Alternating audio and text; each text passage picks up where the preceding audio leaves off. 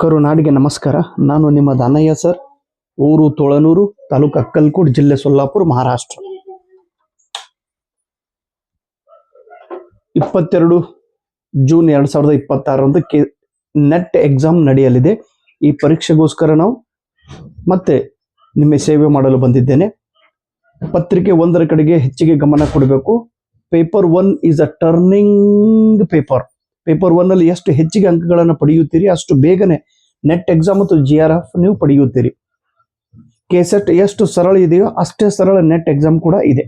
So ಇಲ್ಲಿ ನಾನು ನಿಮಗೋಸ್ಕರ 100 ಇಂಪಾರ್ಟೆಂಟ್ ಹೊಸ ಟರ್ಮ್ಸ್ಗಳನ್ನು ತೆಗೆದುಕೊಂಡು ಬಂದಿದ್ದೇನೆ. ನಿನ್ನೆ 10 ಟರ್ಮ್ಸ್ಗಳನ್ನು ಹೇಳಿದ್ದೇನೆ. ಈಗ ಮುಂದಿನ ಟರ್ಮ್ಸ್ಗಳ ಬಗ್ಗೆ ನೋಡೋಣ.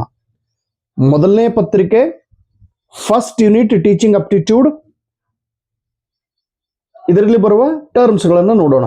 ಈಗ 11ನೇ ಟರ್ಮ್ಸ್. ಇವರು ಮನೋವಿಜ್ಞಾನಿ ಅದರ ಗಾರ್ಡನ್ ಅಲ್ಪೋರ್ಟ್. ಗಾರ್ಡನ್ ಅಲ್ಪೋರ್ಟ್ ಇವರು ಏನ್ ಹೇಳಿದ್ರು, ಪ್ರತಿಯೊಬ್ಬ ವ್ಯಕ್ತಿ ಹತ್ತಿರ 2 ಗುಣಧರ್ಮಗಳು ಇರುತ್ತವೆ. ಒಂದು ಸೆಂಟ್ರಲ್ ಗುಣಧರ್ಮಗಳು ಅಂದ್ರೆ ಪ್ರಧಾನ ಗುಣಗಳು, ಇನ್ನೊಂದು ಅಪ್ರಧಾನ ಗುಣಗಳು, secondary trait, primary trait and secondary trait. ಈಗ ಪ್ರೈಮರಿ ಟ್ರೇಟ್ ಅಂದ್ರೆ ಏನ್ರಿ, ಸೆಂಟ್ರಲ್. ಅವರು ಮೂಲತಃ ಈಗ ನೋಡ್ರಿ, ಒಬ್ಬ ವ್ಯಕ್ತಿ ಎಷ್ಟು ಶಾಂತ ಅದನ್ರಿ, ಯಾವಾಗ್ಲೂ ಶಾಂತನೇ ಇರ್ತಿರ್ತಾನ. ಅವನು ಗುಣಧರ್ಮನೇ, ಅವನು ಬ್ಲಡ್ದೊಳಗನೆ ಆ ಗುಣ ಐತಿ, ಶಾಂತಿ ಇರೋದು,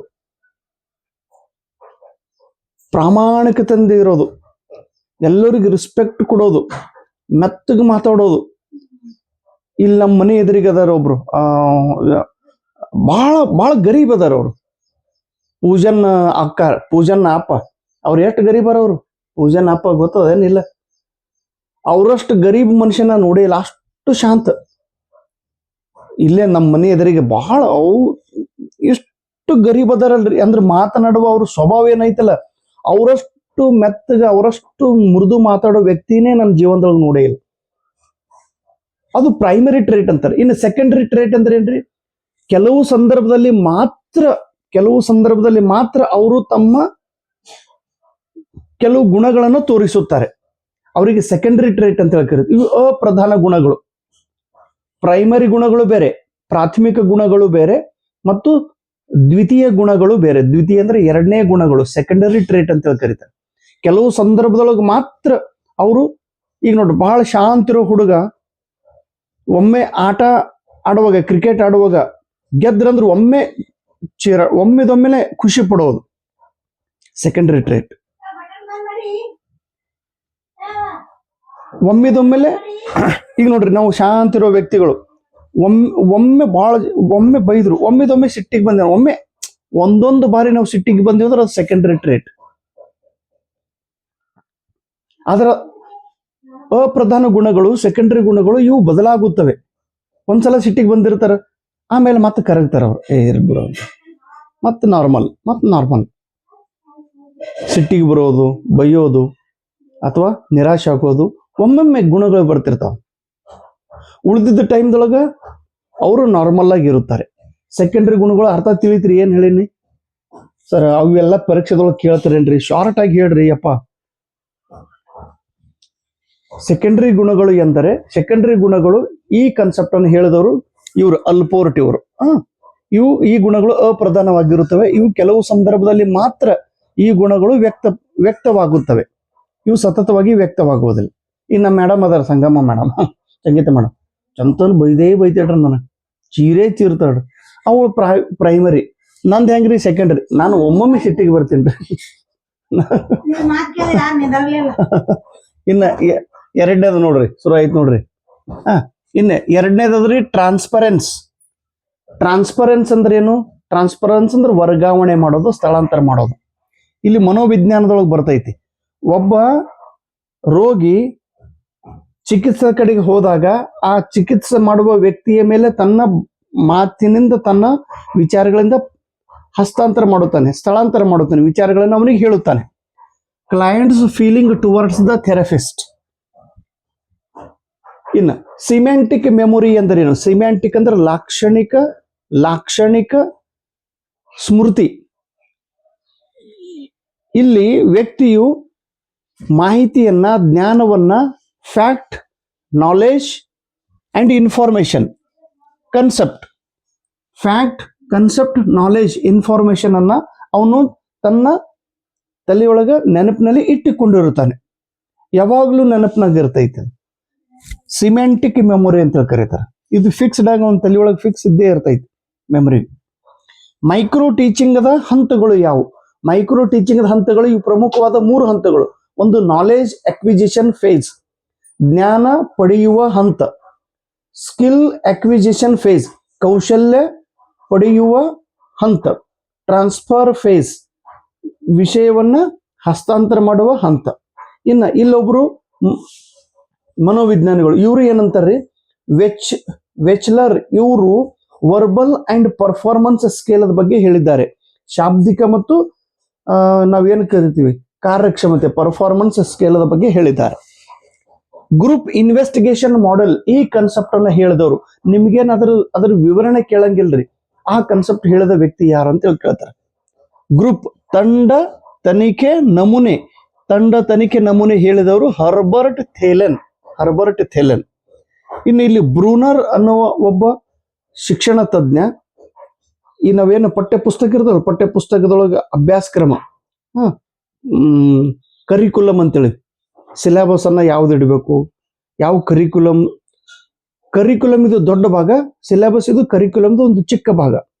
10ನೇ ಕ್ಲಾಸಿದ ಹುಡುಗರಿಗೆ ಯಾವ ಪಾಠ ಹಚ್ಚಬೇಕು, 9ನೇ ಕ್ಲಾಸದ ಹುಡುಗರಿಗೆ, 8ನೇ ಕ್ಲಾಸಿಗೆ ಸಿಲೆಬಸ್ ಇರ್ತೈತಿ. ಈ ಸಿಲೆಬಸ್ ದೊಡ್ಡ ಭಾಗ ಅಂದ್ರೆ ಈ ಕರಿಕ್ಯುಲಮ್ದಲ್ಲಿ ಪ್ರಕಾರಗಳದವ್ರಿ. ಸ್ಪೈರಲ್ ಕರಿಕ್ಯುಲಮ್ ಬಗ್ಗೆ ಹೇಳಿದವರು ಬ್ರೂನರ್. ಪರೀಕ್ಷೆದೊಳಗೆ ಕೇಳ್ತಾರೆ ನೋಡ್ರಿ, ಸ್ಪೈರಲ್ ಕರಿಕ್ಯುಲಮ್ ಹೇಳಿದವರು ಯಾರು ಅಂತೇಳಿ ಬ್ರೂನರ್. ಸ್ಪೈರಲ್ ಅಂದ್ರೆ ಸುರುಳಿ ಆಕಾರ.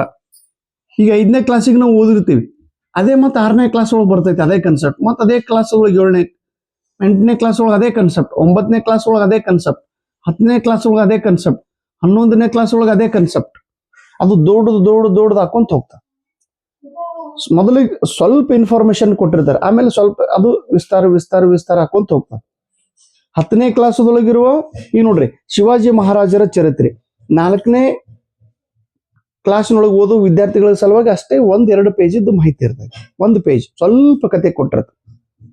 5ನೇ ಕ್ಲಾಸ್ ಒಳಗೆ ಸ್ವಲ್ಪ ಹೆಚ್ಚಿಗೆ, 6ನೇ ಕ್ಲಾಸ್ ಇನ್ನೂ ಸ್ವಲ್ಪ ಹೆಚ್ಚಿಗೆ, 7ನೇ ಕ್ಲಾಸ್ ಇನ್ನೂ ಹೆಚ್ಚಿಗೆ, 10ನೇ ಕ್ಲಾಸ್ದೊಳಗೆ ಇನ್ನೂ ಡಿಟೇಲ್.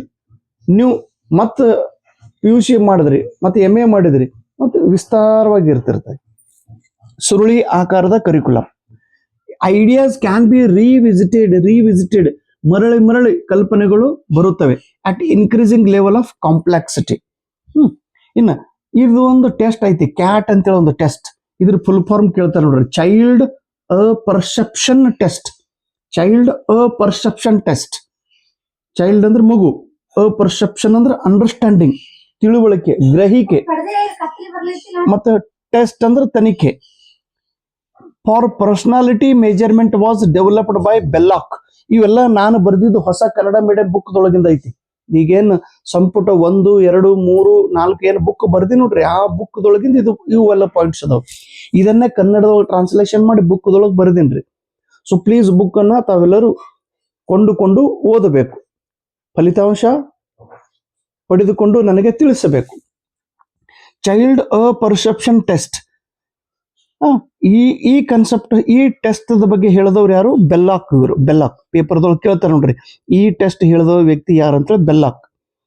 ಎಮೋಷನಲ್ ಇಂಟೆಲಿಜೆನ್ಸ್, ಭಾವನಾತ್ಮಕ ಬುದ್ಧಿ ಮತ್ತೆ ಈ ಕನ್ಸೆಪ್ಟ್ ಹೇಳಿದವರು ಗೋಲೆಮನ್. ಬಹಳ many times this concept was repeated in the exam. Emotional intelligence ಈ ಕನ್ಸೆಪ್ಟ್ ಹೇಳಿದವರು ಯಾರು? ಗೋಲೆಮನ್. ಇನ್ನು ಇದ್ರದ್ದು ಫುಲ್ ಫಾರ್ಮ್ ಕೇಳ್ತಾರೆ, FIACS.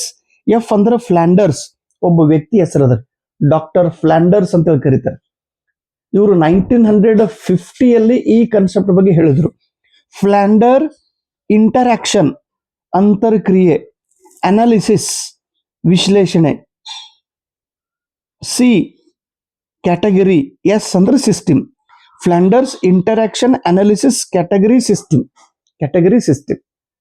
ಕ್ಲಾಸ್ ರೂಮ್ದೊಳಗೆ ಶಿಕ್ಷಕರು ಮತ್ತು ವಿದ್ಯಾರ್ಥಿಗಳು ಹೇಗೆ ಮಾತನಾಡುತ್ತಾರೆ, ಇವುಗಳ ಅಂತರ್ಕ್ರಿಯೆ, ಶಿಕ್ಷಕರು ಮತ್ತು ವಿದ್ಯಾರ್ಥಿಗಳ ಅಂತರ್ಕ್ರಿಯೆ ಹೇಗೆ ನಡೆಯುತ್ತದೆ, ಹೇಗೆ ನಡೆಯಬೇಕು ಅನ್ನೋದ್ರ ಬಗ್ಗೆ ಇವರು ಹೇಳಿದ್ದಾರೆ. ಆ ಅಂತರ್ಕ್ರಿಯೆಯನ್ನು ಅವರು ವಿಶ್ಲೇಷಣೆ ಮಾಡಿದ್ದಾರೆ, ಫ್ಲಾಂಡರ್ಸ್ ಇವರು. ಹೀಗಾಗಿ ಇದಕ್ಕೆ Flanders interaction analysis category system ಎಂದು ಕರೆಯುತ್ತಾರೆ.